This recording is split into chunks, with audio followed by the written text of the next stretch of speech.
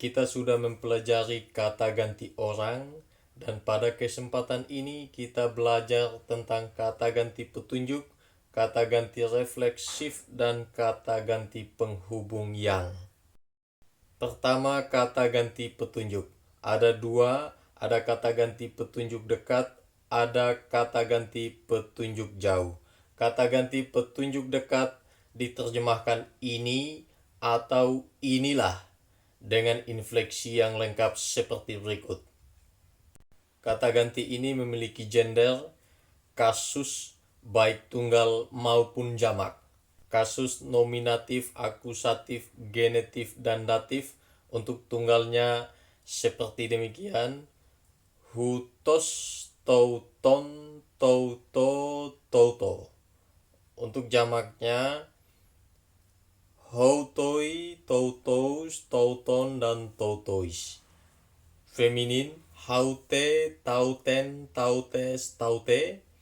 Hautai, tautas, tauton, tautais. Netral tauto, tauto, tautou, tauto. Tauta, tauta, tauton, tautois. Selanjutnya, kata ganti petunjuk jauh diterjemahkan itu atau itulah. Ada tunggal jamak, kasus nominatif, akusatif, genetif, dan datif.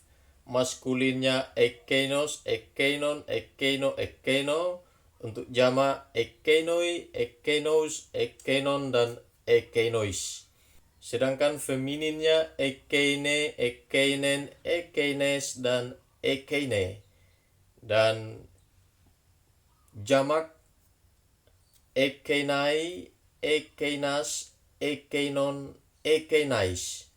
Sedangkan netralnya ekeino, ekeino, ekeino, ekeino. Ekeina, ekeina, ekeinon, ekeinois. Beberapa unsur yang kita perlu perhatikan untuk menganalisa kata ganti petunjuk baik dekat maupun jauh. Yang pertama, kasus. Kedua, gender. Ketiga, jumlah, leksikal. Lalu yang kelima, terjemahan. Kadangkala kata ganti petunjuk baik dekat maupun jauh bisa diterjemahkan sebagai dia. Nah, akhiran dari hutos sama dengan akhiran ekeinos. Lalu akhiran hutos dan ekeinos sama dengan akhiran autos atau kata ganti orang ketiga, dan agatos, yaitu kata sifat yang kita sudah pelajari, kecuali bentuk netral yang berkasus nominatif dan akusatif tunggal itu dipakai omikron dan bukan on. Perhatikan penggunaan kata ganti petunjuk sebagai kata sifat mempunyai ketentuan sebagai berikut. Kasus, gender, jumlah harus persis sama dengan kata benda yang sedang diterangkannya. Penempatannya bisa sebelum atau sesudah kata sandang dan kata benda, tetapi maknanya tetap sama. Misalnya hutos hologos diterjemahkan firman ini atau hologos hutos juga memiliki makna yang sama, firman ini. Contoh berikut misalnya ekeino toployon dan toployon ekeino sama-sama mempunyai arti kapal itu. Nah, untuk menerjemahkan inilah atau itulah atau ini adalah, itu adalah, maka harus dipakai kata kerja bantu. Misalkan hutos estin hologos, maka terjemahannya adalah inilah firman itu atau ini adalah firman itu. Ekeino estin toployon, itulah kapal itu. Nah, jika kata ganti petunjuk ini independen, tidak sedang menjelaskan kata benda, maka akan berfungsi sebagai kata benda. Misalkan hutos akan diterjemahkan sebagai laki-laki ini. Ekeine akan diterjemahkan sebagai perempuan itu. Tauta adalah hal-hal ini. Perhatikan, hutos itu gendernya maskulin, maka diterjemahkan laki-laki ini. Hutos adalah ini atau inilah, maka ketika dipakai hutos akan diterjemahkan laki-laki ini. Tetapi ketika dipakai haute akan diterjemahkan perempuan ini karena gendernya feminin. Sedangkan jikalau menggunakan tauta itu adalah netral, maka diterjemahkan sebagai hal-hal ini. Jikalau bentuknya tunggal, maka terjemahannya hal ini dalam bentuk tunggal juga. Selanjutnya kita belajar kata ganti refleksif. Kata ganti refleksif orang pertama tunggal diterjemahkan diriku. Ini ada feminin dan maskulin. Yang ada hanya akusatif, genetif, dan datif. Emauton, emauto, emauto. Lalu femininnya emauten, emautes, emaute. Lalu untuk kata ganti refleksif orang kedua tunggal diterjemahkan dirimu sendiri. Kalau pertama tunggal tadi diriku, maka orang kedua tunggal dirimu sendiri. Sama maskulin feminin dengan akusatif, genetif, dan datif. Seauton, seauto, seauto. Seauten, seautes, seaute. Ciri khas dari kata ganti refleksif orang kedua tunggal adalah seauton atau seau. Sedangkan untuk yang pertama tadi emau. Belakangnya kan sama itu. Sedangkan untuk kata ganti refleksif orang ketiga tunggal itu diterjemahkan dirinya sendiri. Maka di sini untuk orang ketiga sama seperti kata ganti orang yang kita sudah pelajari, ada maskulin, feminin, dan netral. Kalau orang 1, 2 tidak ada netral, tetapi orang ketiga plus netral. Sama akusatif, genetif, dan datif.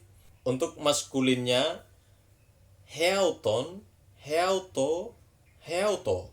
Feminin heauten, heautes, heaute. Netral heauto, heauto, heauto. Kata ganti refleksif orang pertama tunggal mempunyai ciri khas emau, orang kedua tunggal seau, sedangkan orang ketiga tunggal untuk refleksif ini heau.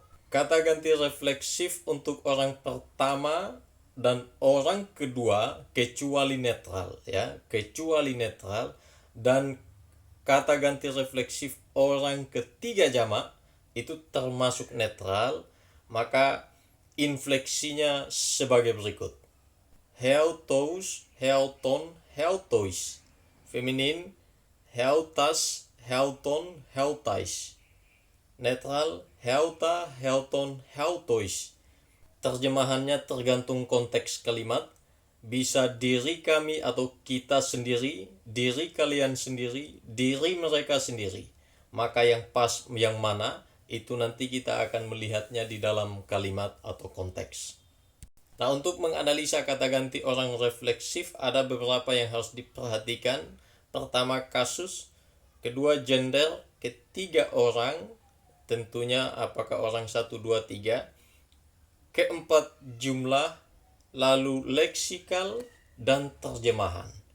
Nah, kata ganti refleksif dipakai jika dalam sebuah kalimat pelaku menjadi penderita atau juga bisa menjadi tujuan dari tindakan tersebut. Nah, kata ganti refleksif jamak baik orang pertama, orang kedua maupun orang ketiga mempunyai kesamaan infleksi. Tadi saya sudah sempat singgung, maknanya ditentukan oleh kalimat atau oleh konteks. Beberapa contoh yang kita bisa perhatikan, misalnya dalam Yohanes 1 ayat 17, aku berkata dari diriku sendiri. Nah, perhatikan contoh yang pertama, ego ab emauto lalo. Ego adalah kata ganti orang pertama, sedangkan emauto adalah kata ganti refleksif untuk orang pertama tunggal, itu menjelaskan kata ego. Jadi lebih kuat maksudnya. Lalu untuk yang kedua, kata ganti su itu adalah kata ganti orang kedua, dan xiaotou adalah kata ganti refleksif orang kedua tunggal. Jadi sama. Pada contoh yang ketiga, heautois ini bisa menjadi orang ke-1, orang kedua, orang ketiga jamak. Bagaimana kita menentukan ini adalah orang pertama jamak? Maka dilihat dari subjek di dalam kata kerja marturomen.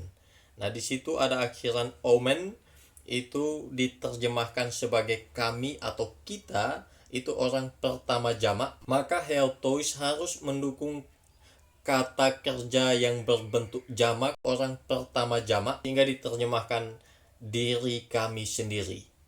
Ya, kami bersaksi terhadap diri kami sendiri.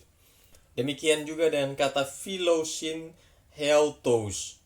Perhatikan, subjek dari kata kerja philosin adalah mereka atau orang ketiga jamak, maka heautos yang dipakai untuk menjelaskan kata philosin harus pula ketiga jamak. Selanjutnya kita mempelajari kata ganti penghubung yang biasa diterjemahkan dengan yang.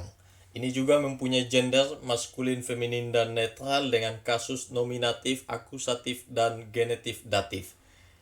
Nah, maskulinnya hos, hon, hou, ho. Hoi, hous, hon, hois. Feminin he, hen, hes, he. Hai, has, hon, hais. Ho, ho, ho, ho. Ha, ha, hon, hois. Nah, perhatikan baik-baik supaya tidak terkecoh dengan kata sandang dari kata benda. Kelihatannya kalau lihat senyampang kok mirip, tetapi sebenarnya ada perbedaannya. Nah, bentuk kata ganti penghubung yang sama dengan akhiran ekenos yang sebelumnya kita bahas. Nah, kata ganti penghubung ini mempunyai kasus, gender, jumlah, leksikal, dan terjemahan di dalam analisanya. Lalu bentuk he, ho, hoi, hai itu diberi aksen lebih supaya dapat dibedakan dari kata sandang yang kita sudah pelajari sebelum. Untuk penggunaan aksennya bisa menggunakan aksen grafis atau akut. Nah, kata ganti penghubung digunakan untuk menghubungkan anak kalimat dan induk kalimat. Nah, biasanya anak kalimat memberikan keterangan tentang sebuah kata benda atau kata ganti yang ada di dalam induk kalimat. Nah, kita bisa melihat contoh. Blepotos presbuteros hoi akolotosin. Ini diterjemahkan, saya sedang melihat penatua-penatua yang sedang mengikuti. Kedua, hos o lambanei tonstauron auto o estin aksion. Barang siapa yang tidak menanggung salibnya adalah tidak layak.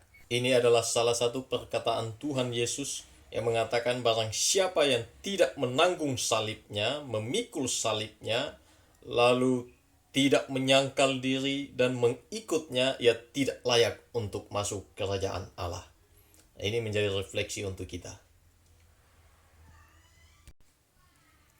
Nah, contoh kalimat haute estin hegrafe heteretai en te sunagoge. Nah, kata-kata yang kita akan analisa yang pertama, haute, nominatif feminin orang ketiga tunggal, diterjemahkan ini atau inilah. Estin merupakan kata kerja bantu dengan tense kini indikatif orang ketiga tunggal dari kata kerja bantu Amy, diterjemahkan adalah atau dia adalah. Hegrafe merupakan kata benda, kasus nominatif gender feminin deklensi 1 dari jumlah tunggal, leksikal grafe, dan diterjemahkan kitab suci atau tulisan. Lalu kata kerja teretai dengan tense present indikatif pasif orang ketiga tunggal, dari leksikal tereo diterjemahkan dia sedang dijaga atau sedang dijaga. Te sunagoge merupakan kata benda, datif feminin deklensi 1 tunggal, sunagoge leksikalnya dan diterjemahkan di sinagog. Maka dari semua analisa ini kita rangkum menjadi satu kalimat. Ini adalah kitab suci yang sedang dijaga di sinagog. Sekarang kita latihan. Analisa dan terjemahkan kalimat berikut. Ekena de tadendra ebalon eis ten talasan. Selamat kerjakan dan Tuhan memberkati.